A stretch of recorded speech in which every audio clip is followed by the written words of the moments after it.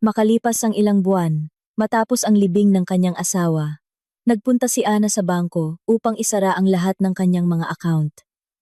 Bigla siyang nakakita ng isang lalaki. Buhay siya. Hindi siya napansin nito. Mabilis itong lumabas, at agad siyang sumunod. Ang nakita niya, pagkatapos ay nagpatigil sa kanya sa takot. Nagising si Ana bandang 5 ng umaga, gaya ng ginagawa niya araw-araw, sa nakalipas na 30 taon. Matagal na siyang hindi gumagamit ng alarm clock. Alam na ng kanyang katawan kung kailan babangon. Madilim pa sa labas. Tanging ang ilaw mula sa poste ng kapitbahay ang nagbibigay ng dilaw na ilaw sa basang kalsada. Nakahiga si Ricardo sa tabi niya. Nakatalikod sa dingding at mahimbing na humihinga. Dati, natutulog siya ng nakahiga, nakabuka ang mga braso at ipinapatong ni Ana ang kanyang ulo sa balikat nito. Ngunit matagal na iyon. Matagal na kaya hindi na niya matandaan kung kailan ito tumigil. Tahimik siyang bumangon, nagsuot ng damit, at nagpunta sa kusina. Sumisipol ang kape maker. Pinupuno ang bahay ng pamilyar na amoy. Naglabas si Ana ng 2 tasa. Isang puti para sa kanya, at isang asul para kay Ricardo. At inilagay ang mga ito sa mesa. 30 taon ng parehong tasa, parehong ritual sa umaga. Naghiwa siya ng tinapay, kumuha ng mantikilya mula sa refrigerator, at inilagay ang garapon ng mangga jam, na siya mismo ang gumagawa tuwing tag-araw. Sa labas ng kusina, tanaw ang kanilang hardin, 2 lumang puno ng dalandan, isang taniman ng kamatis na binubuhay ni Ana tuwing tag-araw, at isang kahoy na bangko na minsan ay ginawa ni Ricardo. Matagal nang luma ang bangko, nabubulok na ang isang paa, ngunit hindi humiling si Ana na ayusin ito. Alam niya na tatanggihan lang siya ni Ricardo. Ang kanilang bahay ay nasa isang tahimik na probinsya. Kalahating oras ang biyahe mula sa bayan. Isang palapag, may bubong na terakota, at maliit na lote. Nang bilhin nila ito, 30 taon na ang nakakaraan. Sinabi ni Ricardo, "Makikita mo Ana, sa loob ng 10 taon, magtatayo tayo ng ikalawang palapag. Magkakaroon ng teres na may tanawin ng mga burol." Hindi kailanman lumitaw ang ikalawang palapag. Sa halip, nagkaroon ng mga bitak sa dingding ng banyo, isang tumutulong gripo sa kusina, at isang laging naiipit na kandado sa pintuan, na nasanay na lang si Ana. Lumitaw si Ricardo sa kusina bandang 6:30. Hindi bumati. Umupo lang sa mesa, kinuha ang asul na tasa, at tumutok sa kanyang telepono. Inilagay ni Ana sa harap niya ang kanyang almusal. "Gagabihin ka ba ngayong araw?" tanong niya. Hindi dahil umaasa siya ng tapat na sagot, kundi dahil sa ugali. "Hindi ko alam. Darating ang supplier. Kailangan ayusin ang batch. Baka matagalan." Sagot niya nang hindi tumitingin sa screen. Tumango si Ana at umupo sa tapat. Tinitigan niya habang umiinom ito ng kape at sinubukang alalahanin kung kailan sila huling nag-usap ng totoo. Hindi tungkol sa mga bill o sa tumutulong bubong o sa pangangailangang palitan ang mga gulong ng sasakyan, kundi tungkol sa isa't isa. Tungkol sa kahit ano. Tungkol sa wala, gaya ng dati. Kung kailan sila maaaring umupo sa kahoy na bangko na iyon ng kalahating gabi. At ikinukwento ni Ricardo ang kanyang mga plano. Nakikinig siya, at pinaniniwalaan ang bawat salita. Ang negosyo ni Ricardo, isang tindahan ng materyales sa konstruksyon sa labas ng bayan, ay minsan nilang ipinagmamalaki. 25 taon na ang nakakaraan. Nagsimula sila sa isang maliit na bodega at isang truck. Si Ana mismo ang nag-aasikaso ng accounting, tumatanggap ng mga tawag, at tumutulong pa sa pagbaba ng mga kalakal kapag kulang ang manggagawa. Pagkatapos, umunlad ang negosyo. Nag-hire si Ricardo ng mga empleyado, at unti-unting humiwalay si Ana sa trabaho. Sinabi ni Ricardo, "Asikasuhin mo ang bahay. Ang anak natin. Ako na ang bahala sa negosyo." At pumayag siya, hindi dahil gusto niyang umalis, kundi dahil nagtitiwala siya. Laging nagtitiwala. Sa nakalipas na 10 taon, ang tanging pinag-uusapan ni Ricardo ay mga problema. Tumaas ang presyo ng mga supplier. Lumipat ang mga customer sa mga kakumpetensya at bumigat ang mga buwis. Habang naghahapunan, malungkot siyang nakaupo. Kinakalkal ang pagkain gamit ang tinidor. At paulit-ulit na sinasabi, "Nasa bingit tayo. Ana, kung magpapatuloy ito, kailangan nating isara ang negosyo." Nag-alok siyang tumulong, na bumalik, na muling asikasuhin ang accounting. Itinaboy siya nito. Iba na ang lahat ngayon. Mga computer, software, hindi mo na maiintindihan. At umatras si Ana, pakiramdam ay walang silbi, luma, gaya ng bangko sa hardin. Ang kanilang anak na si Daniel ay naninirahan mag-isa, umuupa ng apartment sa bayan. 28 taong gulang, nagtatrabaho bilang manager sa isang kumpanya ng kalakalan. Hindi lubos na maintindihan ni Ana kung ano mismo ang ginagawa nito doon. Tumatawag si Daniel minsan sa isang linggo. Bumibisita tuwing linggo para sa tanghalian. Hindi bawat linggo, ngunit bawat isa tiyak. Mas kamukha siya ng kanyang ama. Sarado rin. Tahimik. May ugali na umiiwas sa hindi komportabling tanong. Ikinakabit ito ni Ana sa ugali. Ganyan ang mga lalaki, sinabi niya sa kanyang kaibigan na si Martha. Nang tanungin nito ang kalagayan ng kanyang anak, hindi lahat ay marunong magpakita ng damdamin, ngunit siya ay mabuting bata. Si Martha marahil ang tanging malapit na kaibigan na natira kay Ana. Nagkakilala sila 20 taon na ang nakakaraan sa pila sa pediatrician. Pareho silang may anak na magkaedad. Mula noon, nag-uusap sila tuwing gabi, umiinom ng kape, tuwing Sabado sa isang maliit na coffee shop sa plaza. At pinag-uusapan ang lahat ng bagay. Si Martha ang unang nakapansin na may kakaiba kay Ricardo. Ana, hindi mo ba napapansin? Umaalis siya tuwing weekend. At ang telepono na ito, dinadala niya kahit sa banyo. Sabi ni Martha minsan, habang hinahalo ang asukal sa kanyang tasa. Martha, huwag kang mag-imbento. May problema siya sa negosyo. Kinakabahan siya. Lahat ng lalaki sa edad na iyon ay nagiging kakaiba. Sagot ni Ana.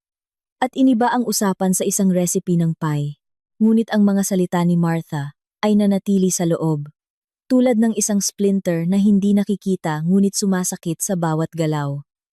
Nagsimulang mapansin ni Ana ang mga detalye na dati ay hindi niya pinapansin. Hindi talaga iniiwan ni Ricardo ang kanyang telepono.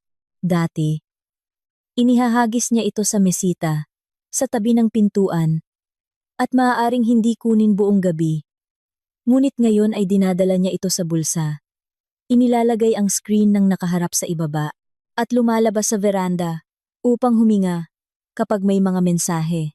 Isang gabi, nagising si Ana, at nakita na walang tao sa kanyang bahagi ng kama. Nakita niya ito sa kusina. Nakaupo ito sa dilim, naliliwanagan ng screen ng telepono, at mabilis na nagtatype. Nang pumasok si Ana, nagulat ito, at agad na itinago ang telepono. Hindi ako makatulog.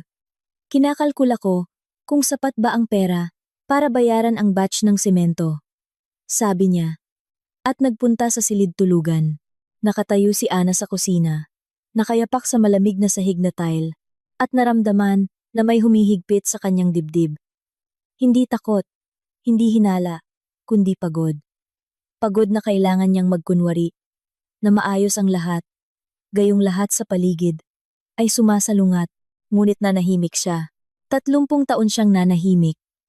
Nang nakalimutan ni Ricardo ang mga anibersaryo, nang bumalik siya pagkalipas ng hating gabi, na may amoy ng ibang pabango, na inakala niyang galing sa mga pulong sa customer. Nang tumigil siya sa pagtatanong kung paano ang kanyang araw, ang pananahimik ay isang ugali, isang kalasag, isang paraan upang mapanatili kung ano ang mayroon sila, o kung ano ang akala niya na mayroon sila. Ang gabing iyon noong Oktubre ay nagsimula gaya ng dati. Naghanda si Ana ng hapunan, nilagang manok na may kanin, gaya ng gusto ni Ricardo. Inihanda niya ang hapag, inilagay ang mga napkin. 7:00, tumawag si Ricardo. Hindi ako makakauwi para sa hapunan.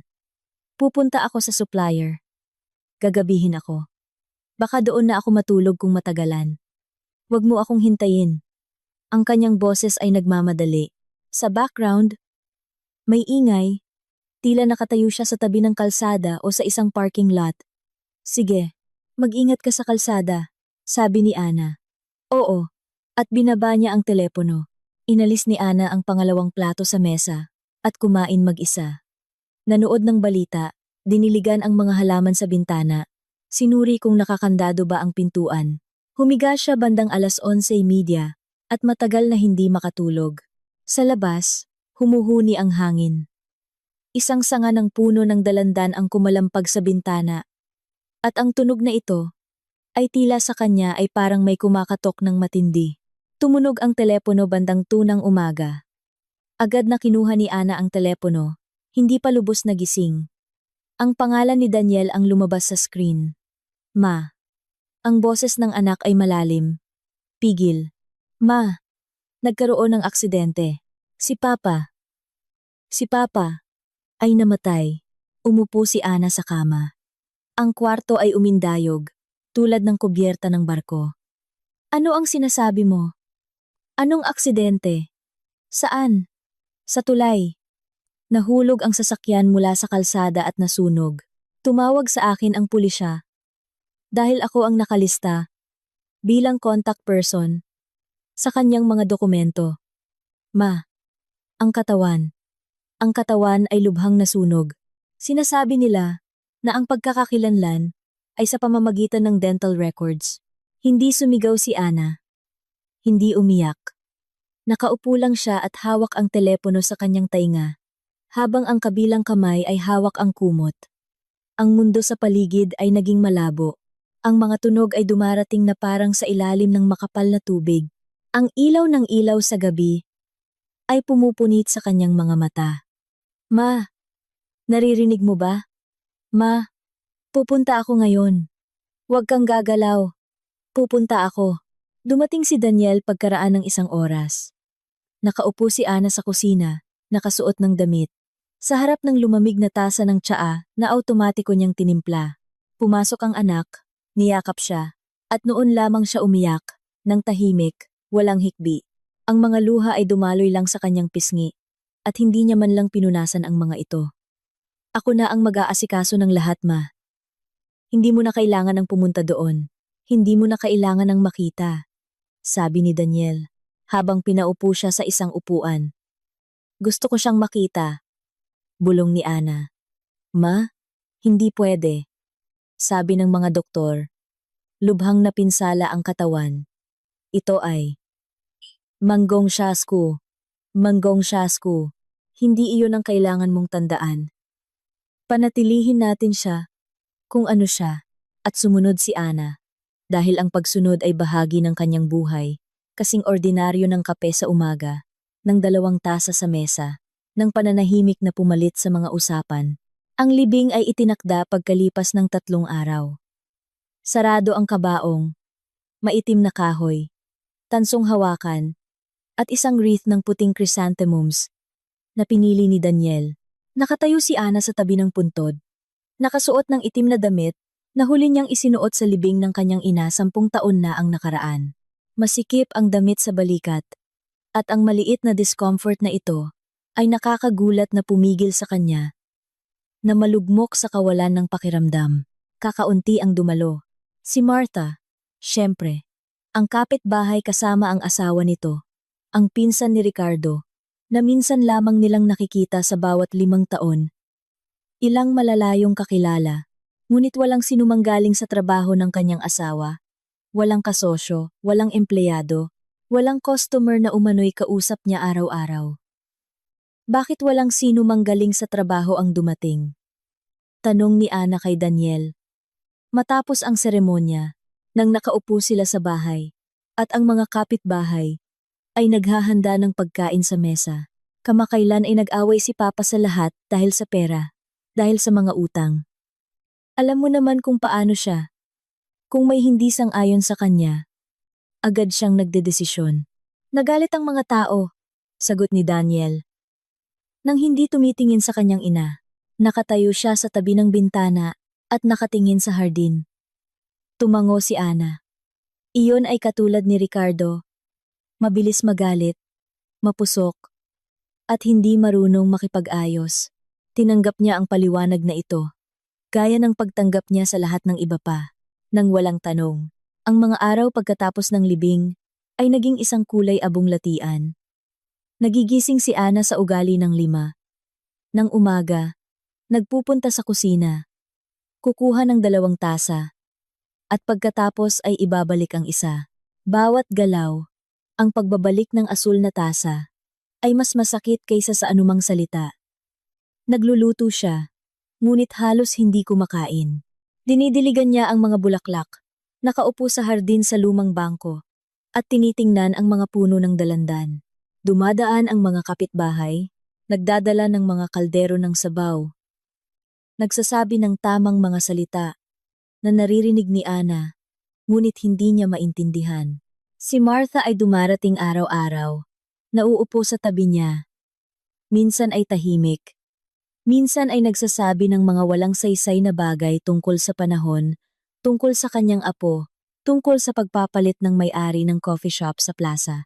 Nagpapasalamat si Ana sa kanya para sa pananahimik na ito at sa mga mumunting bagay na pumupuno sa katahimikan nang walang anumang kapalit. Dumadalaw si Daniel 3 o 4 na beses sa isang linggo. Nagdadala ng mga papeles, nagpapaliwanag ng tungkol sa insurance, sa mga account, sa mga buwis. Hindi gaanong naiintindihan ni Ana ang mga numero, pangalan, at termino. Pinirmahan niya kung saan ituro ng anak at hindi nagtanong. Ang insurance ni Papa ay 2 milyong piso, ngunit ang bahagi nito ay mapupunta sa mga utang na iniwan niya. Ako na ang mag-aasikaso, ma. Huwag kang mag-alala, sabi ni Daniel, habang inilalagay ang mga dokumento sa isang folder. 2 milyong piso? Tanong ni Ana. Hindi niya alam ang tungkol sa insurance. Hindi kailanman sinabi ni Ricardo. Ito ay inayos niya 6 na buwan na ang nakakaraan. Siguro, may pakiramdam siya. Alam mo naman, ang mga lalaki sa edad niya ay nagsisimulang mag-isip tungkol sa mga bagay na iyon. Tiningnan ni Ana ang kanyang anak bata. May tiwala, negosyante. Maayos siyang umasta. Masyadong maayos? Naisip niya sa isang iglap, ngunit agad niyang itinaboy ang isipang iyon. Hindi lahat ay nagpapakita ng kalungkutan sa parehong paraan. Baka malakas lang siya, baka iniingatan niya ang lahat sa loob, tulad ng kanyang ama. 2 buwan na ang lumipas. Dinala ng Disyembre ang malamig na umaga at maikling araw.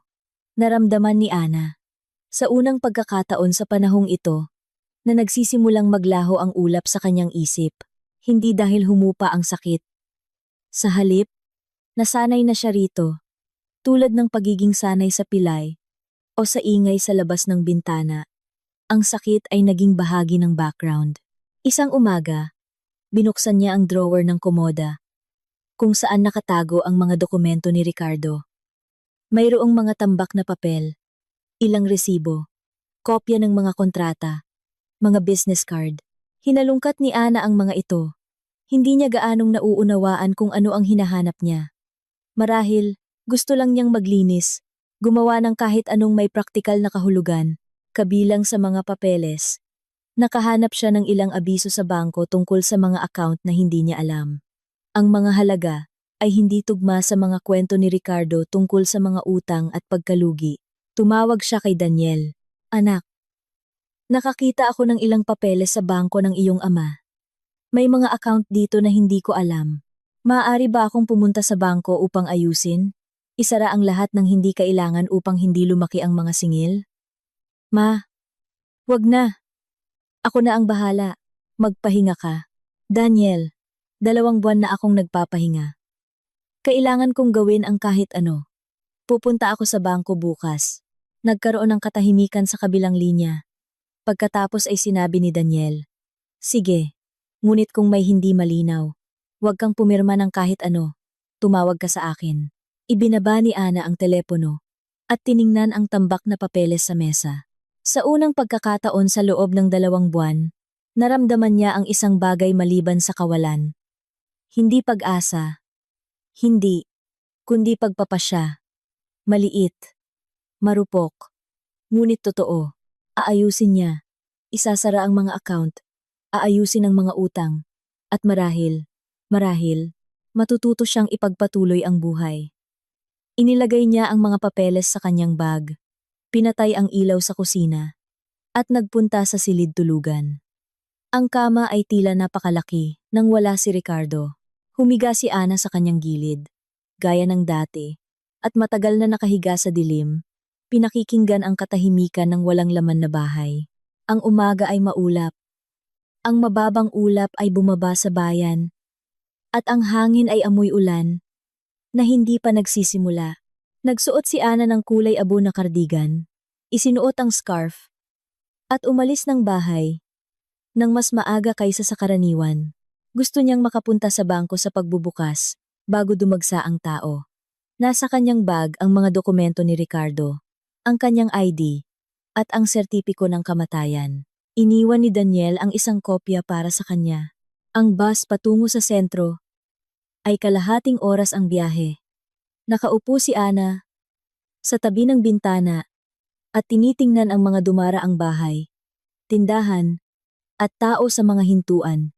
Lahat ng ito ay tila sa kanya ay bahagyang hindi totoo. Tulad ng nanonood siya ng pelikula na hindi niya pinakikinggan. 2 buwan siyang halos hindi lumalabas ng bahay. At ngayon ang bayan ay tila kakaiba. Masyadong maingay. Masyadong mabilis. Ang bangko ay matatagpuan sa isang lumang gusali sa kanto ng pangunahing kalye. Kulay beige na harapan. Mabibigat na salamin na pintuan. Sa loob, malamig at amoy papel. Kinuha ni Ana ang isang tiket mula sa electronic queue at umupo sa isang plastik na upuan sa dingding. May 8 tao sa harap niya. Isang matandang lalaki na nakasuot ng checkered shirt ang nag-aaral ng isang resibo. Isang batang ina na may sanggol sa kanyang kandungan ang nagbabasa ng kanyang telepono. 2 lalaki na nakasuot ng suit ang tahimik na nag-uusap. Inilagay ni Ana ang kanyang bag sa kanyang kandungan at nagsimulang maghintay. Ang kanyang mga daliri ay automatikong pinaglalaruan ng strap, isang ugali na lumitaw pagkatapos ng libing. Laging naghahanap ng mahahawakan.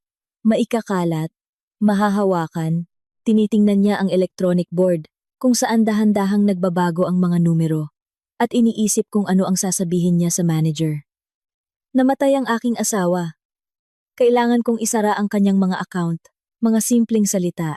Pinagsasanayan niya ang mga ito sa kanyang isip upang hindi manginig ang kanyang boses. Lumipas ang 20 minuto. Tumingala si Ana mula sa board at automatikong inilibot ang kanyang tingin sa silid. Ang kanyang tingin ay dumapo sa mga estante ng mga brochure, sa mga bintana ng teller, sa mga tao sa pila sa mga ATM, at bigla ito huminto. Sa ikatlong bintana ng teller ay nakatayo ang isang lalaki. Nakatalikod sa kanya, bahagyang nakayuko sa bintana. Nakikipag-usap siya sa teller. Katamtamang taas, malapad na balikat, bahagyang nakayuko isang ugali na nakuha ni Ricardo mula sa maraming taong pagtatrabaho sa mesa. Maitim na buhok, may bahid ng uban sa gilid ng ulo, at ang galaw na ito. Nang ayusin niya ang kwelyo ng kanyang jacket sa isang mabilis, maikling galaw ng kanyang kanang kamay. Libo-libong beses nang nakita ni Ana ang galaw na ito, sa almusal, sa harap ng salamin sa pasilyo, sa pintuan. Nang umalis siya, papuntang trabaho, ang kanyang puso ay tumibok nang malakas na umalingaw-ngaw sa kanyang mga tainga. Kinuha ng lalaki ang ilang papeles mula sa kahera, tinupi ang mga ito, at inilagay sa loob ng bulsa ng kanyang jacket. Pagkatapos ay umayos siya.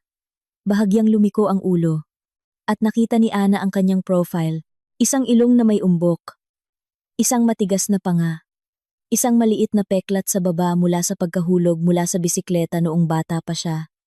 Isang kwento na ikinukwento ni Ricardo sa bawat bagong kakilala. Ngayon, ang kanyang mukha ay may maikling balbas na wala dati. At nakasuot siya ng salamin na may maitim na frame sa kanyang ilong. Hindi kailanman nagsuot ng salamin si Ricardo. Ipinagmamalaki niyang nakakakita siya tulad ng isang agila. Ang damit ay hindi rin pamilyar. Sa halip na kanyang laging checkered shirts at luma na maong, mayroon siyang maitim na jacket, itim na pantalon, ilang sapatos na panglungsod na hindi kailanman isusuot ni Ricardo. Ngunit siya ito, alam ito ni Ana ng buong katiyakan, gaya ng pagkakilala niya sa sarili niyang pangalan. 30 taon siyang nagigising sa tabi ng taong ito. 30 taon siyang nakatingin, habang kumakain, naglalakad, tumatawa, nagagalit, maaaring linlangin ng balbas at salamin ang sinuman. Ngunit hindi siya. Makikilala niya ito sa isang pagbaling lang ng ulo, sa kung paano niya inililipat ang kanyang bigat mula sa isang paa patungo sa isa pa. Sa ugali na bahagyang itinaas ang kaliwang balikat, umiikot ang lalaki si Ricardo at naglakad patungo sa exit, nang mabilis, may kumpiyansa, nang hindi lumilingon. Dumaan siya sa 3 metro mula kay Ana. Napakalapit na naramdaman niya ang amoy ng cologne. Hindi iyong nakatayo sa estante sa banyo, kundi iba, hindi pamilyar. Hindi siya tumingin sa kanyang direksyon, hindi man lang sumulyap. Siguro, hindi niya inaasahan na makita siya dito. Siguro, tiwala siya na si Ana, gaya ng dati, ay nakaupo sa bahay at nagdidilig ng mga bulaklak. Ang salamin na pinto ay nagsara sa likod niya at naiwan si Ana na nakaupo sa plastik na upuan, hawak ang kanyang bag sa dibdib. Ang kanyang mga binti ay hindi sumusunod, nanginginig ang kanyang mga tuhod, lumamig ang kanyang tiyan, at sa isang segundo, ay inakala niyang mahuhulog siya mula sa upuan diretso sa marmol na sahig ng bangko, at may tatawag ng ambulansya, at kailangan niyang ipaliwanag kung bakit siya masama ang pakiramdam. Nakita ko lang ang aking patay na asawa, tunog ng simula ng isang masamang pelikula o tulad ng isang sintomas na nagpapapunta sa iyo sa isang psychiatrist. Ngunit hindi nahulog si Ana. Ngumiti siya, kumapit sa gilid ng upuan, at pinilit ang sarili na tumayo. Ang kanyang mga binti ay sumasakit, tulad ng pagkatapos ng mahabang takbo. Ngunit kinaya niya. Ibinato niya ang kanyang bag sa kanyang balikat, at naglakad patungo sa pintuan, dahan-dahan muna. Pagkatapos ay mas mabilis. Ipinakita ng display ang kanyang numero. Ngunit hindi na tumitingin si Ana. Sa labas, huminto siya sa hagdan at lumingon. Naglalakad si Ricardo sa bangketa patungo sa parking lot. Mga 50 metro ang layo sa harap. Sinundan siya ni Ana. Sinisikap na panatilihin ang distansya. Ang kulay abo na cardigan ay naghalo sa maulap na araw. At naramdaman niya na halos hindi siya nakikita. Ang parking lot ay nasa sulok. Bukas, para sa 50 kotse, na may mga konkretong haligi at kupas na marka sa aspalto. Lumapit si Ricardo sa isang kulay pilak na SUV na nakaparada sa malayong pader. Hindi kailanman nakita ni Ana ang kotse na ito, ang kanilang pampamilyang kotse. Isang lumang maitim na berdeng sedan ay nakaparada sa garahe ng bahay mula pa noong gabing iyon ng Oktubre. Sa likod ng manibela ng SUV ay nakaupo ang isang babae. Nakita siya ni Ana sa salamin ng harapan bata. Nasa edad 30 o bahagyang mas matanda, na may maitim na buhok na nakatali sa ponytail. Maayos, at may maingat na make-up. Nang lumapit si Ricardo sa kotse, ngumiti ang babae sa kanya ng lantad. Natural, tulad ng ngiti sa isang taong inaantay. Hindi tulad ng isang kakilala, kundi tulad ng isang asawa. Tumayo si Ana sa likod ng malawak na konkretong haligi at sumandal dito. Ang kanyang puso ay tumitibok ng malakas, tila naririnig sa buong parking lot. Maingat siyang sumilip. Binuksan ni Ricardo ang pintuan ng pasahero sa harap at sumakay sa kotse. Yumuko siya sa babae at hinalikan ito ng maikli. Tulad ng paghalik sa isang asawa pagkatapos bumalik mula sa grocery store. Pagkatapos ay lumingon siya. At nakita ni Ana ang nagpatakip sa kanyang bibig. Sa likod na upuan, may 2 upuan ng bata. Sa isa ay nakaupo ang isang batang lalaki kulot. Maitim ang buhok, mga 5 taong gulang. Sa isa naman, ay isang mas maliit na batang babae, marahil 3 taong gulang, na may laso sa kanyang buhok. Inabot ni Ricardo ang kanyang kamay sa likod. Ginulo ang buhok ng batang lalaki. At sinabi ang isang bagay na hindi narinig ni Ana. Ngunit sumagot ang batang lalaki ng malakas, malinaw, sa buong parking lot. Papa! Binili mo ba ako ng kotse? Papa! Ipinikit ni Ana ang kanyang mga mata. Malamig at magaspang ang konkreto ng haligi sa ilalim ng kanyang mga daliri. Nakatayo siya at dahan-dahang huminga sa pamamagitan ng kanyang bibig. Gaya ng itinuro sa kanya ng doktor noon nang magkaroon siya ng panic attack pagkatapos ng operasyon sa apdo. Huminga ng 4 na bilang. Huminga palabas ng 6 na bilang. Huminga. Huminga palabas. Umandar ang SUV. Kumurap ang mga ilaw. Dahan-dahan inilabas ng babae ang sasakyan mula sa parking lot. Nang hindi nagmamadali. Ang batang lalaki ay nakadikit sa bintana at kumakaway sa isang hindi nakikitang tao. Ang batang babae sa upuan ay ngumunguya ng biskwit. Nakatingin si Ricardo sa kanyang telepono. Tinitingnan ni Ana ang papalayong kulay pilak na SUV at inuulit sa kanyang sarili ang numero, mga letra, at mga numero. Paulit-ulit. Tulad ng isang orasyon hanggang sa mawala ang sasakyan sa likod ng kanto. Pagkatapos ay kumuha siya ng ballpen mula sa kanyang bag at isinulat ang numero sa likod ng isang resibo mula sa botika na nakasuksok sa kanyang bulsa. Ang batang lalaki ay mukhang 5 taong gulang. Ang batang babae ay 3 taong gulang. Ibig sabihin, habang nagrereklamo si Ricardo tungkol sa mga utang at ginagabihan umuwi, habang pumupunta siya sa banyo na may telepono at bumubulong sa kusina sa gabi, hindi lamang siya nagkakaroon ng relasyon, kundi namumuhay siya ng ibang buhay. Mayroon siyang mga anak na hindi alam ni Ana. Isang pamilya na hindi niya pinaghihinalaan. Lahat ng mga supplier at business trip na iyon ay hindi trabaho. Iyon ay isang tahanan, ang kanyang pangalawang tahanan. Dinala siya ng kanyang mga paa pabalik sa hintuan ng bus. Hindi matandaan ni Ana kung paano siya naglakad. Ang kanyang ulo ay may ingay. Ang kanyang mga iniisip ay tumatalon, hindi nananatili sa isa. Sumakay siya sa bus.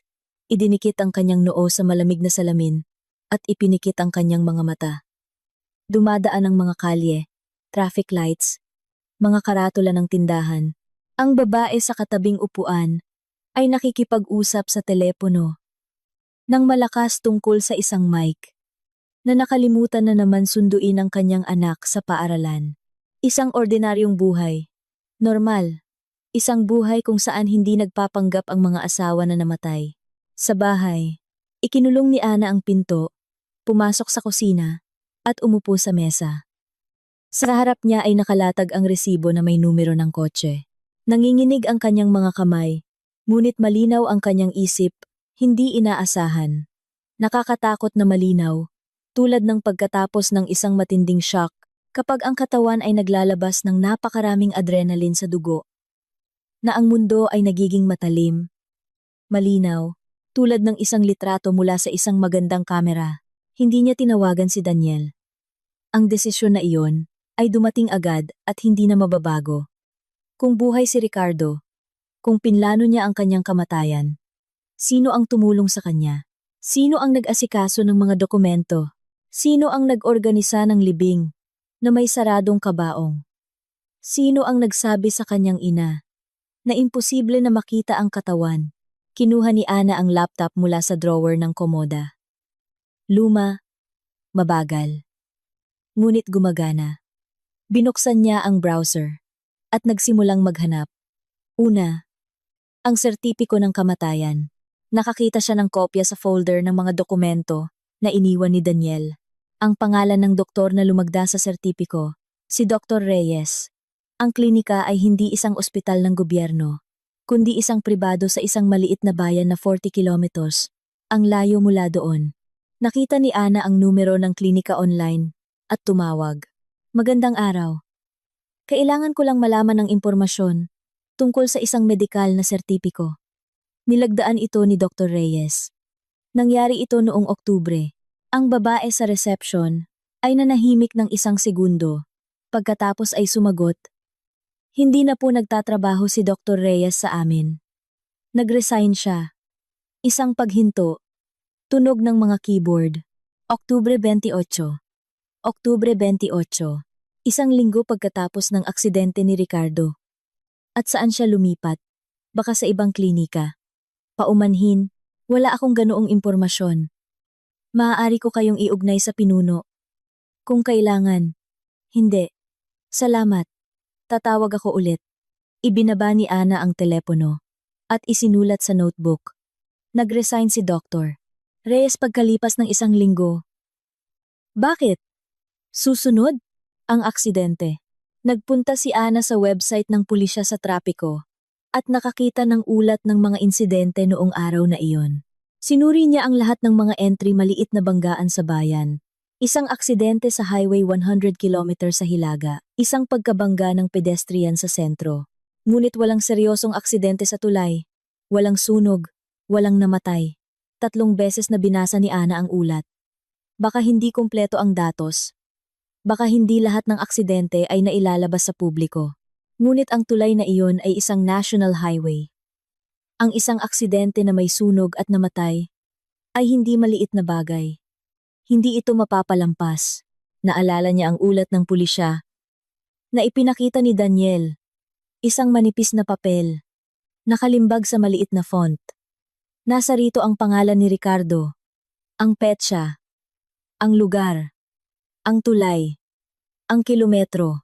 Ngunit walang mga larawan, walang testimonya ng mga saksi, walang numero ng kaso, at pangalan ng investigador. Isang papel lang na may teksto. Susunod na hakbang. Insurance. Nakita ni Ana ang kopya ng pulisiya sa parehong folder ni Daniel. Ang pulisiya ay inayos 8 buwan na ang nakakaraan. Halagang 2 milyong piso. Beneficiary. Daniel Morales. Hindi Ana. Daniel. Pinalitan ni Ricardo ang benepisyaryo ng insurance mula sa kanyang asawa, patungo sa kanyang anak 8 buwan bago ang kanyang pagkamatay. At hindi alam ni Ana ang tungkol dito. Mga bank statement. May access si Ana sa kanilang joint family account, ang ginagamit upang bayaran ang mga utility at groceries. Humiling siya ng detalyadong statement sa pamamagitan ng online banking. Sa nakalipas na 6 na buwan, malalaking halaga ang lumabas mula sa account na ito, na ipinapaliwanag ni Ricardo bilang mga bayad sa mga supplier. Ngunit ang tatanggap ay pareho isang hindi pamilyar na account, nakarehistro, sa pangalan na unang nakita ni Ana. Malaki ang mga halaga 150,000 piso bawat buwan. Ang negosyo na tinawag ni Ricardo na lugi ay bumubuo ng matatag na kita. Inililipat lang niya ang pera sa ibang lugar. Isinara ni Ana ang laptop at sumandal sa likuran ng upuan. Madilim na sa labas. Nakaupo siya sa mesa ng ilang oras. Hindi napansin ang paglipas ng oras. Tahimik sa kusina. Tanging ang refrigerator ang humuhuni ng patuloy sa sulok. Ang mga tasa ay nakatayo sa estante puti at asul. Magkatabi, gaya ng dati. Nananatili ang huling hakbang, ang pinakamahirap. Noong Sabado, umalis si Daniel para sa weekend. Sinabi niyang pupunta siya sa kanyang mga kaibigan sa tabing dagat. Naghintay si Ana hanggang sa mawala ang kotse nito sa kanto at umakyat sa kwarto nito. Si Daniel ay nakatira mag-isa, ngunit mayroon siyang sariling silid-tulugan sa bahay ng kanyang magulang kung saan siya natutulog kapag ginagabihan sa trabaho. Ang silid ay mukha pa rin gaya ng dati, isang makitid na kama, isang poster ng isang manlalaro ng soccer sa dingding, isang estante ng libro na may mga aklat-aralin na hindi niya binuksan mula pa noong kolehiyo, at isang laptop sa mesa. Alam ni Ana ang password. Siya mismo ang bumili ng computer na ito para kay Daniel. 3 taon na ang nakakaraan bilang regalo sa kaarawan at tumulong sa pag-setup. Tamad ang anak na palitan ang password na sabay nilang inilagay. 4 na numero, ang taon ng kanyang kapanganakan, nang baligtad. Nag-load ang laptop. Binuksan ni Ana ang messenger at nagsimulang magbasa ng mga chat. Karamihan ay walang interes. Mga kaibigan, kasamahan, isang babae, na pinagpapalitan ni Daniel ng mga larawan. At pagkatapos ay nakita ni Ana ang pangalan na nagpatigil sa kanyang paghinga. Papa, ang huling mensahe ay kahapon. Aktibo at regular ang chat. Binuksan ito ni Ana at nagsimulang magbasa mula sa itaas. Ricardo, ilipat mo ang pera mula sa insurance sa bagong account na binuksan ko. Ipapasa ko ang numero ng hiwalay. Sabihin mo sa nanay na napunta ito sa pagbabayad ng mga utang sa mga supplier. Daniel, naiintindihan. Aayusin ko lahat sa linggong ito. Kailan mo ililipat ang bahagi ko? Ricardo, gaya ng napagkasunduan, 30%. Pagkatapos matanggap ang lahat ng bayad. Huwag kang magmadali. Huwag kang magulo. At huwag kang magbigay ng hinala. Wala siyang tinitingnan. Kaya kumilos ng mahinahon. Daniel, sige. Pero bilisan natin ang pag-ayos ng usapin sa ari-arian. Nagsisimula siyang magtanong tungkol sa mga papeles sa bangko. Ricardo, anong mga tanong? Daniel, gusto niyang pumunta sa bangko upang isara ang mga account. Sinabi ko, huwag na. Pero alam mo naman, matigas ang ulo ng nanay. Ricardo, huwag mong hayaang makialam siya. Sabihin mo na ikaw na ang nag-asikaso. Bigyan mo siya ng mga papeles. Hindi naman niya naiintindihan. Nagtuloy si Ana sa pagbabasa. Mas naunang mensahe mula sa ilang linggo. Bago, ang ulat ng pulisya ay magiging sa akin din. May kakilala ako. Gagawa siya ng porma. Kailangan mo lang tawagan ang nanay sa gabi at sabihin ang tungkol sa aksidente pagkatapos ay ayusin ang libing. Sarado ang kabaong. Sasabihin mo, nasunog ang katawan. Daniel, paano kung gusto niyang makita? Ricardo, hindi niya gugustuhin kung sasabihin mo ng tama. Sabihin mo na hindi inirerekomenda ng mga doktor. Makikinig siya. Laging nakikinig siya. Paulit-ulit na binasa ni Ana ang linyang ito. 3 salita na naglalaman ng lahat-lahat ng siya ay para kay Ricardo. Hindi ka sosyo. Hindi asawa. Hindi tao. Isang function maginhawa. Masunurin. Predictable. Maaari siyang linlangin. Maniniwala siya. Maaari siyang iwanan. Hindi siya magtatanong. Maaari siyang ipagbili. Pipirmahan niya. May mga mensahe rin tungkol kay Pauline. Iyon ang pangalan ng babae sa SUV. Sumulat si Ricardo tungkol sa kanya nang may pagmamahal, tulad ng pamilya. Inilista ni Pauline si Mateo sa football club. Nagsimulang magsalita ng buong pangungusap si Lisa. Ang cute niya, sina Mateo at Lisa, ay mga anak niya. Ang parehong batang lalaki at babae sa likod ng upuan. Mula sa mga pag-uusap, lumalabas na 6 na taon nang nakatira si Ricardo kay Pauline. 6 na taon ng dobling buhay. 6 na taon kung saan nilalabhan ni Ana ang kanyang mga kamiseta. Inihahanda ang kanyang mga hapunan at naghihintay sa bintana tuwing gabi. Kumuha si Ana ng mga screenshot, sunod-sunod, pahina-pagina. Ang kanyang mga daliri ay gumagalaw ng may kumpiyansa. Bagaman sa loob ay may nasusunog, hindi apoy, kundi isang bagay na mas mabigat, maitim, tulad ng tinunaw na tingga. Sinisave niya ang bawat mensahe, bawat petsa, bawat detalye. Pagkatapos ay ipinasa niya ang lahat sa kanyang email, isinara ang messenger, at pinatay ang laptop. Ibinabalik niya ito sa mesa, nang eksakto sa kung paano ito nakatayo. Inayos niya ang upuan, lumabas ng silid, at isinara ang pinto. Sa kusina, nagbuhos si Ana ng tubig para sa kanyang sarili, at ininom ito ng mabilis. Nakatayo sa lababo. Sa labas ng bintana, nagsimula na ang ulan.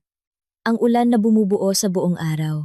Ang mga patak ay tumatalbog sa lata ng bintana, at ang tunog na ito ang tanging naririnig ni Ana. Dahil sa loob niya ay naging ganap na tahimik. Walang luha, walang sigaw. Mayroong isang bagay na tuluyang nasira, na may isang tahimik na pagklik. Tulad ng isang tuyong sanga, na nabali sa ilalim ng isang paa. Ang pagtataksil ng kanyang asawa ay isang saksak sa likod. Ngunit si Daniel, na kanyang dinala sa kanyang sinapupunan sa loob ng 9 na buwan, na kanyang ginigising sa gabi kapag may sakit, na kanyang pinaghandaan ng backpack para sa paaralan tuwing umaga, na kanyang tinuruan bumasa sa pamamagitan ng syllables. Sa mismong mesa sa kusina na ito, ipinagbili siya ni Daniel sa halagang 30% ng insurance sa pera. Inilagay ni Ana ang baso sa mesa at tiningnan ang kanyang refleksyon sa madilim na bintana. Isang babae na 55 taong gulang. May mga uban sa gilid ng kanyang ulo. Mga kulubot sa paligid ng kanyang mga mata. Mga kamay na basag, mula sa walang katapusang gawain sa bahay. 30 taon siyang naging asawa at ina. At lumalabas na wala sa alinman sa mga ito ang mahalaga. Sa mga taong kanyang pinag-alayan ng buhay. Ngunit ngayon, nakatayo sa kusina sa tunog ng ulan, sa unang pagkakataon sa loob ng 2 buwan, hindi niya naramdaman na mahina siya. Isang bagong bagay ang nagising sa loob. Matigas, malamig, hindi pamilyar, hindi paghihiganti, hindi galit, kundi kalinawan. Ganap na malinaw na kalinawan ng kung ano ang kailangan niyang gawin. Umupo siya sa mesa, binuksan ang kanyang notebook, at nagsimulang gumawa ng listahan. Ang unang salita sa listahan ay abogado. 2 beses niya itong sinalungguhitan at nilagyan ng tandang padamdam. Hindi pa siya kailanman lumapit sa mga abogado sa kanyang buhay. Lahat ng papeles, kontrata, transaksyon ay laging inasikaso ni Ricardo o Daniel. Ngunit ngayon, kailangan niya ng isang tao na nasa kanyang panig. Sa kanyang panig lamang. Sa umaga, tinawagan ni Ana si Martha. Hindi na nagsabi ng anuman. Tinanong lang kung kilala niya ang isang magaling na abogado. Abogado? Bakit mo kailangan ng abogado? Tanong ni Martha. Nag-aalala. Para sa mga usapin sa mana, gusto kong ayusin ang mga papeles ni Ricardo. Sabi ni Daniel ay maayos ang lahat, ngunit gusto kong suriin ang aking sarili. Tama ang ginagawa mo. Sabi ni Martha. May pag-apruba. Isulat mo, Attorney Miguel Velasco. Siya ang humawak sa kaso ng aking kapatid nang sinubukan ng kanyang dating asawa na itago ang ari-arian sa panahon ng hiwalayan. Matigas na tao, ngunit tapat. Dalubhasa siya sa pandaraya at batas ng pamilya. Ibibigay ko sa iyo ang kanyang numero.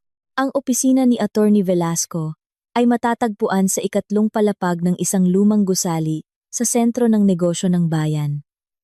Isang masikip na waiting area, 2 upuan, isang sekretarya sa likod ng salaming harang. Sa mga dingding, ay may mga diploma na nakaharap at isang larawan ng abogado, kasama ang isang politiko na hindi kinikilala ni Ana. Amoy kape at lumang papel. Si Attorney Velasco mismo ay isang maliit na mataba na lalaki na may edad na 60, na may maikling gupit na kulay abo na buhok at matalas na tingin sa ilalim ng kanyang mabibigat na kilay. Mahigpit niyang kinamayan si Ana sa isang propesyonal na paraan at itinuro ang upuan sa tapat ng kanyang mesa. Kwentuhin mo. Ikinuwento ni Ana ang lahat mula sa simula. Tungkol sa 30 taon ng kasal. Tungkol sa paghihiwalay ni Ricardo. Tungkol sa tawag ni Daniel sa gabi. Tungkol sa saradong kabaong at libing na walang kasamahan. Tungkol sa bangko. Tungkol sa pilak na SUV. Ang batang babae. At ang boses ng bata. Sa parking lot. Tungkol sa sertipiko ng doktor. Na nag-resign. Pagkalipas ng 1 linggo. Tungkol sa walang laman. Na ulat ng aksidente. Tungkol sa pag-uusap sa laptop ng kanyang anak. Tahimik na nakinig si Attorney Velasco. Hindi pinutol, paminsan-minsan ay nagtatala sa isang dilaw na notebook. Nang matapos si Ana, inalis niya ang kanyang salamin, kinusot ang kanyang ilong, at tumingin ng direkta sa kanya. Ana, mayroon kang mga screenshot ng pag-uusap? Nandito lahat. Kinuha ni Ana ang mga printout mula sa kanyang bag. Gumugol siya ng buong gabi sa pagpiprint ng mga screenshot sa isang lumang printer na halos hindi gumagana, ngunit natapos niya. Mga bank statement, kopya ng insurance policy, sertipiko ng kamatayan, ang isinulat na numero ng kotse. Inilagay ni Attorney Velasco ang mga papeles sa mesa at inaral ang mga ito ng 10 minuto. Nakaupo si Ana at pinakinggan ang pagtibok ng orasan sa dingding. Malaki. Bilog, na may puting dial ganyan ang inilalagay sa mga klinika at ahensya ng gobyerno. Ito ay isang kasong kriminal. sabi ni Attorney Velasco sa wakas, habang inilalapag ang huling papel. Insurance fraud. Seryoso ang kaso. Ang pagpeke ng mga dokumento ang sertipiko ng kamatayan, at ang ulat ng pulisya ay hiwalay na krimen. Ang iyong anak ay kasabwat. At ito rin ay hiwalay na krimen. Ang doktor na lumagda sa huwad na sertipiko, isa pa. Dito ay mayroong isang buong kadena. Ano ang gagawin ko? Una, maghain tayo ng reklamo sa piskalya ngayong linggo. Ikalawa, maghain ako ng petisyon para sa pag-aresto sa lahat ng account ng iyong asawa at anak upang hindi nila mailabas ang natitirang pera. Ikatlo, isang petisyon para sa pagdedeklara ng sertipiko ng kamatayan bilang hindi wasto dahil ito ay huwad. At ikaapat, isang kaso para sa pagpapawalang bisa ng kasal, annulment, na may hatian ng ari-arian, batay sa pandaraya. Ito ay magbibigay sa iyo ng kalamangan sa korte kung mapatunayan ang pandaraya mula sa panig ng iyong asawa. Ang hatian ay hindi hati-hati, kundi pabor sa biktima. Nakinig si Ana. At tumango. Ang mga salitang piskalya, pag-aresto sa mga account, kaso, ay tunog mabigat at hindi pamilyar. Tulad ng isang banyagang wika. Ngunit naiintindihan niya ang bawat isa. Ngunit Ana, kailangan kitang bigyan ng babala. Dagdag ni Attorney Velasco, na nakatingin sa kanyang mga mata. Ang iyong anak, malamang ay makakakuha ng aktwal o suspendido na sentensya. Handa ka ba para doon? Nanahimik si Ana. Sa labas ng bintana ng opisina, dumaan ang isang bus at nanginginig ang mga salamin. Tinulungan ng aking anak ang aking asawa na magpanggap na patay upang nakawin ang aking pera. Nakita niya akong umiyak sa libing. At alam niya na walang laman ang kabaong. Bumisita siya sa bahay ko. Nagdala ng mga papeles na pinirmahan ko. At inilipat ang aking pera sa kanyang ama. Tinawag niya akong ina. At ipinagbili ako sa halagang 30%.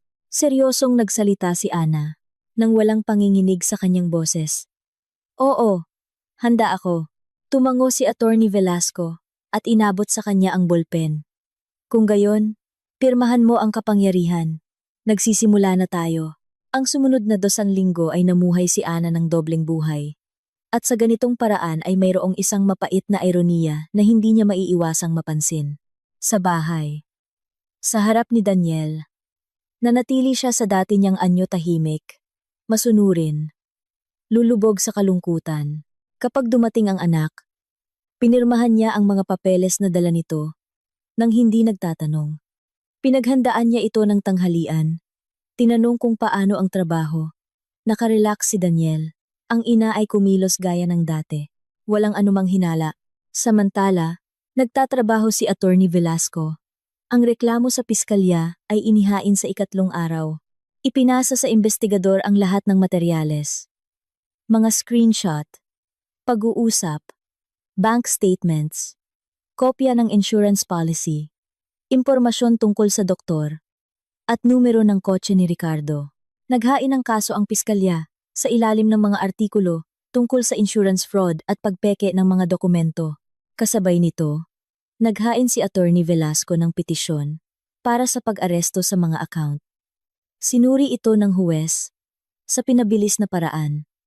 Ang mga ebidensiya ay nakakumbinsi. Lahat ng account kung saan inilipat ni Ricardo ang pera ay na-freeze. Ang account ni Daniel ay na-freeze din bilang kasabwat. Nalaman ni Ana ang lahat mula sa abogado. Tumatawag si Attorney Velasco sa kanya tuwing gabi, maikli at direkta. Isinusulat niya sa kanyang notebook, iyon din ang notebook kung saan niya sinimulan ang kanyang listahan. Ang numero ng kotse ay nakuha. Nakarehistro sa pangalan ni Pauline Santos. Ang address ay probinsya. Ito ay 3 oras mula rito, sabi ni Attorney Velasco sa 5th araw. Probinsya. Ulit ni Ana. Sinabi niyang pumupunta siya sa mga supplier. Ngunit sa totoo lang, ay pumupunta siya sa probinsya sa kanya. Kinumpirma ng pulisya ang address. Nakatira si Ricardo doon ayon sa mga dokumento. Nakarehistro siya sa kanyang pangalan. Nagbago lang ng address. Hindi man lang siya nag-aksaya ng masyadong pagsisikap na magtago. Siguro, Tiwala siya na walang maghahanap sa isang patay na tao. Sa 2 araw pagkatapos maghain ng reklamo, tumawag si Attorney Velasco sa umaga. Ngayong araw ang pag-aresto. Pupunta ang pulisya sa probinsya. Nakatayo si Ana sa bintana ng kusina at nakatingin sa hardin. Ang mga puno ng dalandan ay nabawasan ng dahon. Inubos ng mga nakaraang bagyo ang marami sa kanilang dahon. Ang kahoy na bangko ay umitim mula sa ulan. Mabuti, sabi niya, at ibinaba ang telepono.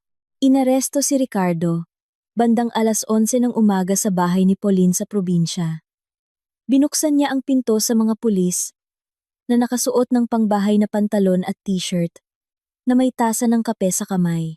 Ayon sa investigador na ibinahagi ni Attorney Velasco kay Ana, sinubukan ni Ricardo na sabihing may nagkamali, na napagkamalan siya, ngunit nang ipakita sa kanya ang mga screenshot ng kanyang pag-uusap kay Daniel, nanahimik siya at hindi na nagsalita hanggang sa dumating ang kanyang abogado. Si Pauline, ayon sa pulisya, ay nakatayo sa pintuan ng silid ng mga bata at umiiyak. Nasa bahay ang mga bata. Nagdodrawing si Mateo sa mesa. Natutulog si Lisa sa kuna. Inaresto ng mga pulis si Ricardo. At si Pauline ay ipinatawag para sa interogasyon bilang testigo. Ipinatawag si Daniel sa piskalya kinabukasan. Hindi alam ni Ana kung paano nangyari iyon.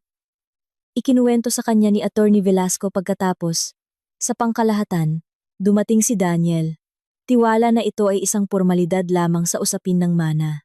Nang ilagay ng investigador sa harap niya ang mga printout ng kanyang pag-uusap sa kanyang ama, namutla si Daniel at humingi ng tubig. Ang interogasyon ay tumagal ng 4 na oras. Unang tinanggihan ni Daniel ang lahat. Pagkatapos ay sinubukan niyang ipaliwanag na pinilit siya ng kanyang ama, na ayaw niyang makisali, na natatakot siya. Ngunit ang pag-uusap ay iba ang sinasabi. Wala ni isang mensahe kung saan nagduda o lumaban si Daniel. Pinag-usapan niya ang mga detalye ng walang emosyon. May kasanayan, tulad ng pag-uusap tungkol sa isang proyekto sa trabaho. Kailan mo ililipat ang bahagi ko? Hindi iyon mga salita ng isang taong pinilit.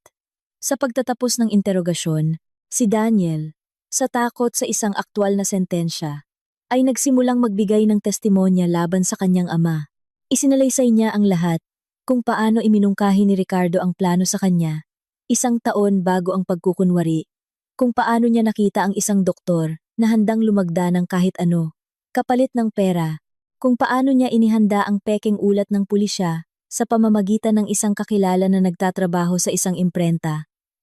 Ikinuwento niya ang tungkol kay Pauline, tungkol sa mga bata, tungkol sa mga account kung saan napunta ang pera.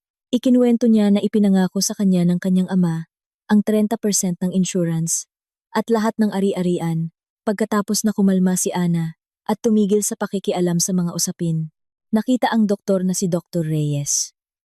Makalipas ang 1 linggo, lumipat siya sa isang maliit na bayan sa tabing dagat at nagtrabaho sa isang rural na klinika.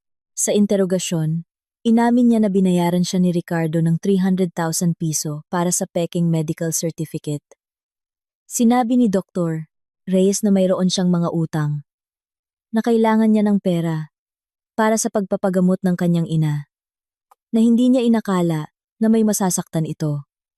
Isinulat ng investigador ang lahat at ipinasa ang mga materyales sa korte. Ang paglilitis ay nagsimula makalipas ang 3 buwan. Dumalo si Ana sa bawat pagdinig. Umupo sa 2 hilera malapit sa pasilyo. Nakasuot ng parehong kulay abo na kardigan na isinuot niya sa bangko noong araw na iyon. Nakaupo si Attorney Velasco sa tabi niya. Minsan ay yumuyuko at bumubulong ng mga komento tungkol sa nangyayari. Tumango si Ana, ngunit halos hindi nakinig. Tiningnan niya si Ricardo. Nakaupo siya sa likod ng salamin na harang sa korte. Walang balbas, walang salamin, nakasuot ng uniforme ng bilangguan. Mukha siyang mas matanda kaysa 2 buwan na. Ang nakakaraan payat. May mga eye bags sa ilalim ng kanyang mga mata. Ang kanyang abogado, bata, kinakabahan, nakasuot ng maluwag na suit, ay sinubukang magtayo ng depensa, batay sa emosyon. Ang aking kliyente ay ama ng 2 maliliit na bata. Nagkamali siya. Nalito siya. Kumilos siya sa ilalim ng matinding pagkabahala. Ang kanyang negosyo ay dumaranas ng mahihirap na panahon. Hindi siya nakakita ng ibang paraan. Kalmado at sistematiko ang taga-usig. Binasa niya ang pag-uusap, nagpakita ng mga bank statement, at nagpatawag ng mga testigo. Nagbigay ng testimonya si Dr. Reyes, na nakatingin sa sahig. Nakaupo si Daniel sa bench ng mga testigo, at sumasagot sa mga tanong sa mahinang boses, nang hindi tumitingin. Kahit minsan sa buong proseso, hindi siya tumingin sa direksyon ng kanyang ina. Humiling si Ricardo na magsalita. Tumayo, humarap sa bulwagan, at nagsalita ng gulo. Nagmamadali. Lumipat mula sa isang paksa, patungo sa isa pa. May mga anak ako. Maliliit na anak. Kailangan nila ng ama. Alam kong mali ang aking ginawa. Ngunit hindi ako kriminal. Gusto ko lang magsimulang muli. Ang bawat tao ay may karapatan sa pangalawang pagkakataon. Nakinig si Ana. At nanahimik. Tiningnan niya ang taong pinagsamahan niya ng 30 taon. At hindi niya ito kinikilala. Hindi sa panlabas, kundi sa loob. Ang taong ito ay nakatayo sa harap ng huwes at humihingi ng awa. Ngunit 3 buwan na ang nakaraan ay sumulat sa kanyang anak. Laging nakikinig siya. Ang taong ito ay nagsasalita tungkol sa karapatan sa pangalawang pagkakataon. Ngunit inagaw niya kay Ana ang 30 taon ng buhay, pera, dignidad, at ang pinakamasakit, ang kanyang anak. Ang paglilitis ay tumagal ng 4 na pagdinig. Ang hatol ay binasa noong Biyernes, sa huling bahagi ng Marso. Kalahati ang laman ng bulwagan. Sa huling mga pagdinig, tanging ang mga kalahok sa proseso at ilang mamamahayag mula sa lokal na pahayagan ang dumalo. Si Ricardo ay napatunayang nagkasala ng insurance fraud sa malaking halaga, pagpeke ng mga dokumento, at pagpapanggap na patay. Ang hatol ay 6 na taon na pagkakabilanggo. Binasa ng huwes sa monotonong boses. Binabanggit ang mga artikulo at pangyayari. Nakatayo si Ricardo, nang walang galaw. Nakayuko ang ulo. Nakakuha si Daniel, ng 30 taon na probasyon, na may obligasyon na ganap na bayaran ang lahat ng natanggap na pondo. Binanggit ng huwes ang kanyang pakikipagtulungan sa investigasyon bilang nagpapagaan na pangyayari, ngunit binigyang diin ang bigat ng nagawang krimen. Nakaupo si Daniel sa bench, nakakapit ang kanyang mga kamay, at nakatingin sa sahig. Nakuha ni Dr. Reyes ang 2 taon na probasyon at habambuhay na pagbabawal sa medikal na gawain. Ang sertipiko ng kamatayan ni Ricardo ay idineklara na walang bisa. Ang pagpapawalang bisa ng kasal ay pabor kay Ana. Ayon sa desisyon ng korte, sa kanya napunta ang lahat ng ari-arian na naipundar nila, kabilang ang bahay, ang negosyo ng pagbebenta ng mga materyales, sa konstruksyon, at lahat ng account na hindi konektado sa pandaraya. Ang negosyo na tinawag ni Ricardo na lugi sa loob ng maraming taon ay nagbibigay ng matatag na kita. Ito ay kinumpirma ng Forensic Financial Analysis. Naghain ng hiwalay na kaso ang kumpanya ng siguro para sa pagkuha ng 2 milyong piso na binayaran batay sa peking sertipiko. Nang matapos ang sesyon, tumayo si Ana, isinuot ang kanyang cardigan, at lumabas. Kasama niya si Attorney Velasco. Dala ang isang briefcase na may mga dokumento. Ayos ka lang ba? Tanong niya sa pinto. Huminto si Ana sa hagdanan ng korte. Maaliwalas ang araw. Ang unang tunay na magandang umaga ng tag-araw asul ang langit. Mataas. Na may magagaang ulap. Ang hangin ay amoy basang lupa. At may namumulaklak. Oo. Sabi niya. Sa tingin ko, sa unang pagkakataon sa mahabang panahon. Oo. Mas mabilis na nabenta ang bahay kaysa sa inaasahan ni Ana.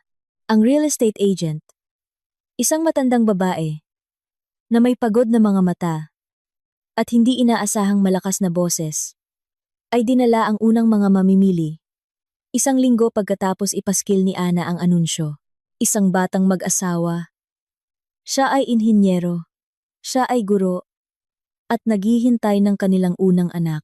Naglalakad sila sa mga silid, hinahawakan ang mga dingding, sinisilip ang mga aparador, at paulit-ulit na sinasabi ng babae, ang aliwalas na bahay. Dito, ramdam mo na may namuhay ng totoo.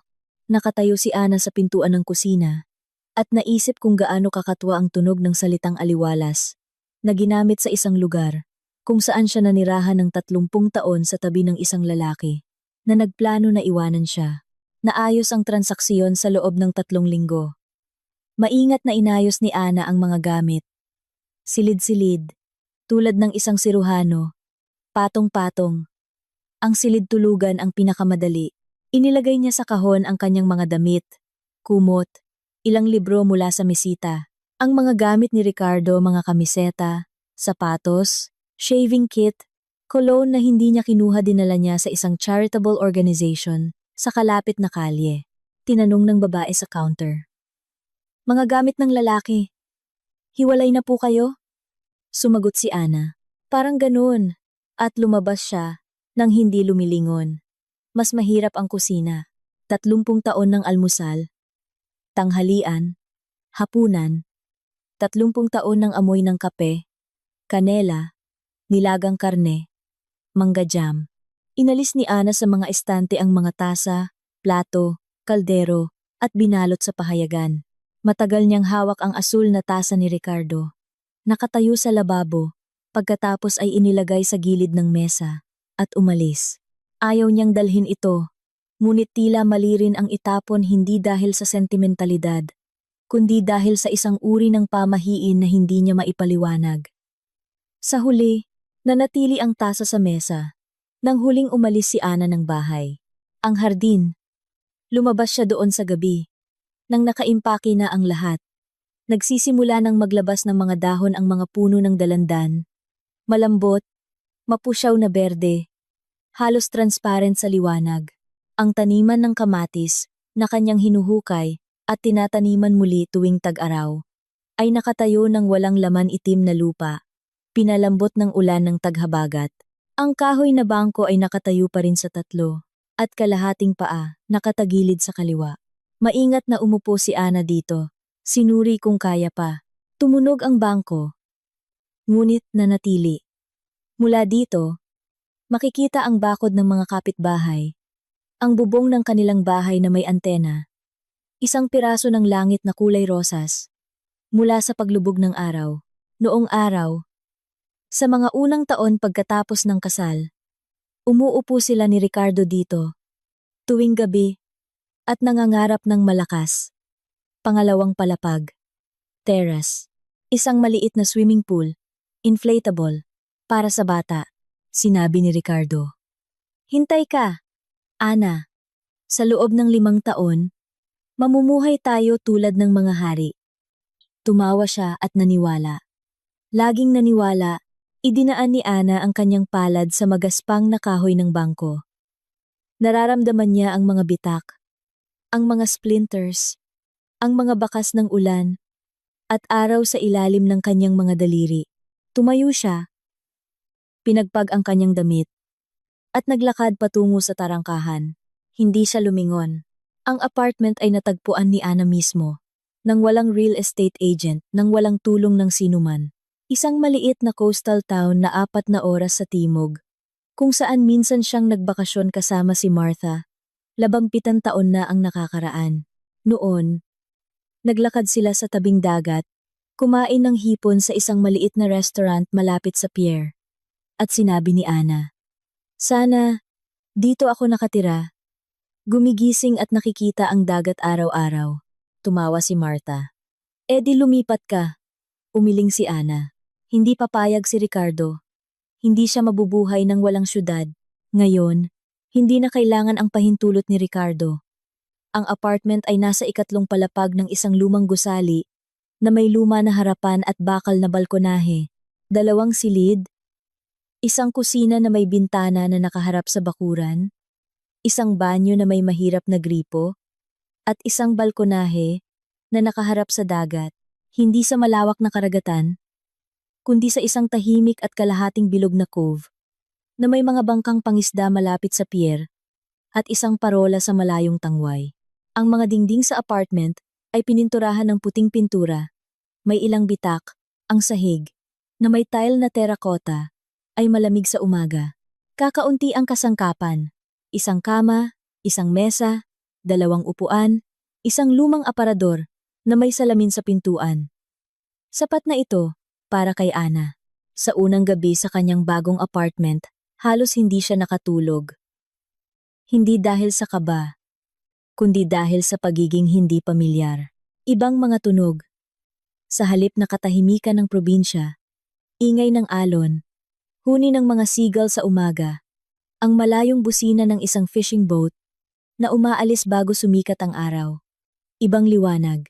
Ang buwan ay sumasalamin sa tubig ng look at naghagis ng nanginginig na pilak na batik sa kisame ng silid. Ibang amoy. Asin, algae, isang bagay na amoy bulaklak mula sa isang jasmine bush na tumutubo sa ilalim ng balkonahe.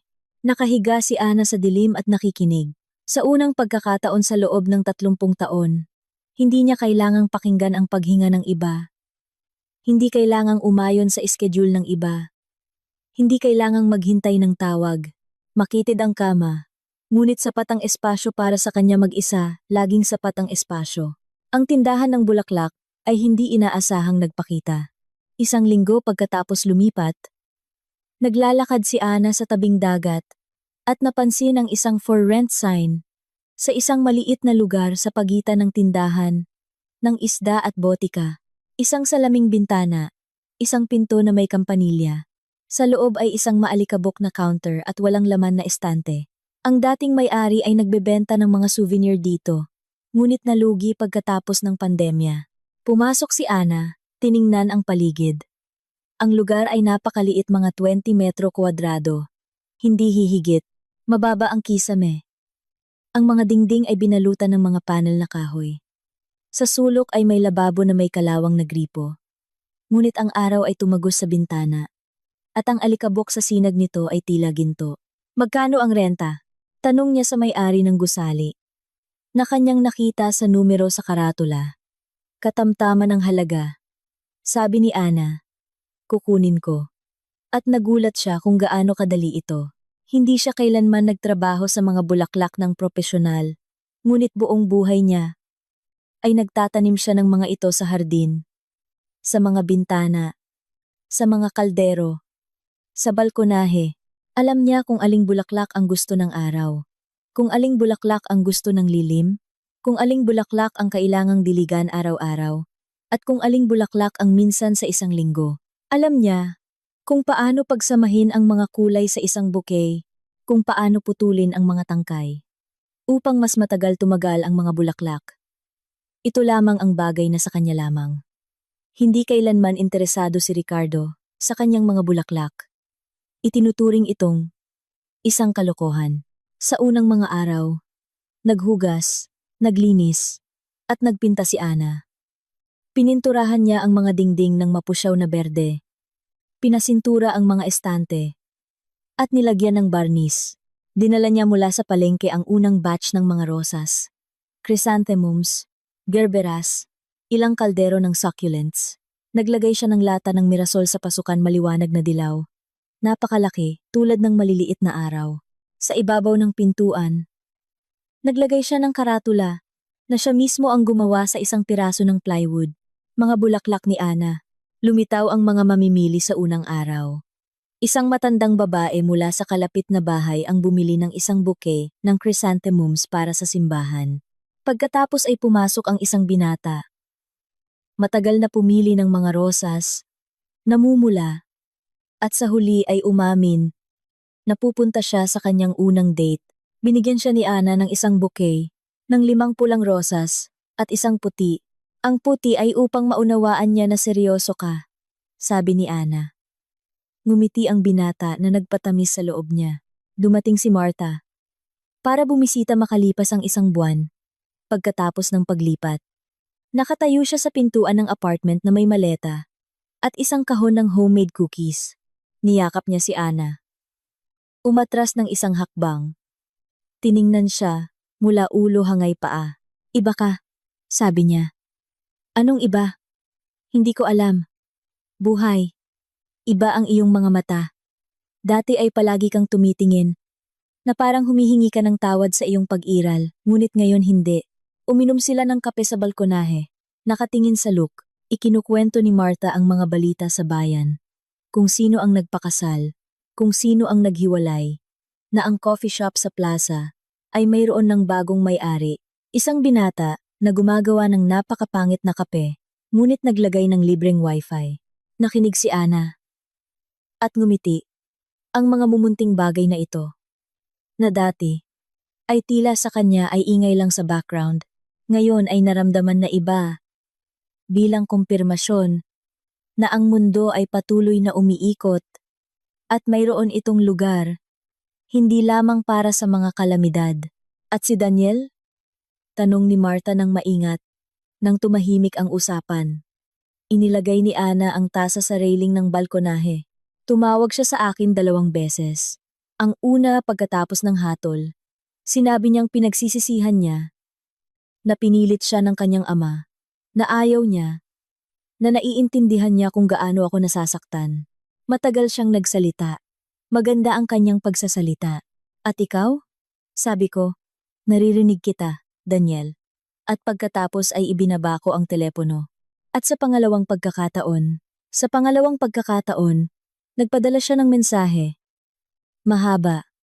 2 screen ang haba. Tungkol sa kung paano ako ang tanging tao na natitira sa kanya. Na naunawaan na niya ang lahat, na gusto niyang ayusin ang lahat. Nanahimik si Martha, naghintay. Hindi ako sumagot, sabi ni Ana. At alam mo, Martha, hindi ako nahihirapan dito. Akala ko mahihirapan ako. Akala ko matutulog ako sa gabi at magdurusa sa lahat, anak ko pa rin. Dugo ko siya. Pinalaki ko siya. Ngunit hindi. Nakahiga ako sa gabi at pinakikinggan ang dagat. At payapa ako. Marahil ay lilipas ito. Marahil ay isang araw ay magigising ako at gugustuhin kong sagutin siya. Ngunit hindi ngayon. Ngayon, hindi ko kaya at ayaw kong pilitin ang sarili ko. Tinabon ni Martha ang kanyang kamay ng kanyang kamay at walang sinabi. Minsan ang katahimikan ang siyang kailangan. Ang mga araw sa bayan sa baybayin ay naging isang maayos at tahimik na sunod-sunod at unti-unting nasanay si Ana sa ritmo na ito. Maaga nagsisimula ang umaga. Hindi 5, gaya ng dati, kundi 6:05. Nang sumisikat ang araw sa Luke at pinupuno ang silid ng mainit na liwanag. Nagtitimpla siya ng kape sa isang maliit na coffee press na binili niya sa lokal na palengke at umiinom nito sa balkonahe, nakatingin sa mga bangkang pangisda. Pagkatapos ay pupunta siya sa tindahan. Bubuksan ang pinto, tutunog ang kampanilya, at magsisimula ang araw. Mabilis siyang nakasanayan. Ang mga kapitbahay ay bumibisita hindi lamang para sa mga bulaklak. Si Mang Jose, mula sa tindahan ng isda, ay nagdadala sa kanya ng sariwang hipon tuwing Martes.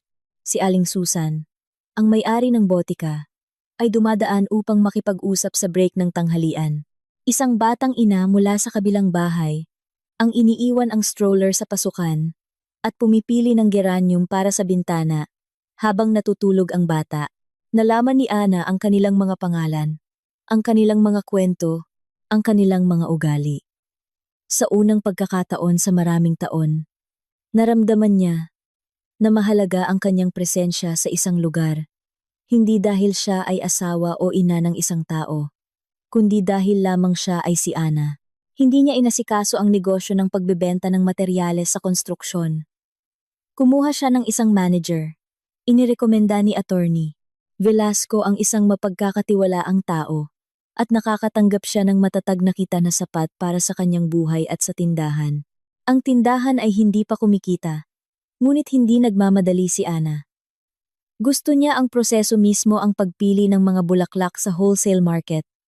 Nang maaga sa umaga, ang paggawa ng mga buke, ang pagkakita sa mga taong umaalis, nang may ngiti. Isang gabi sa katapusan ng Mayo, ay natatandaan ni Ana ng lubos. Isinara niya ang tindahan, umakyat sa apartment, Naghanda ng hapunan para sa kanyang sarili isda na inihaw na may lemon at herbs, sariwang salad. Dinala niya ang plato sa balkonahe. Ang araw ay lumubog sa likod ng parola, at ang langit ay tulad ng sa dagat lamang rosas sa horizon, na nagiging lila, at pagkatapos ay malalim na asul. Ang mga bangka ay umuugoy sa pier. Mayroong mga batang nagtatawanan sa ibaba, at amoy asin, at jasmine.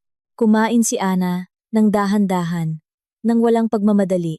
Hindi niya kailangang maghanda para sa dalawa. Hindi niya kailangang maghintay ng tawag. Hindi niya kailangang umayon sa schedule ng iba.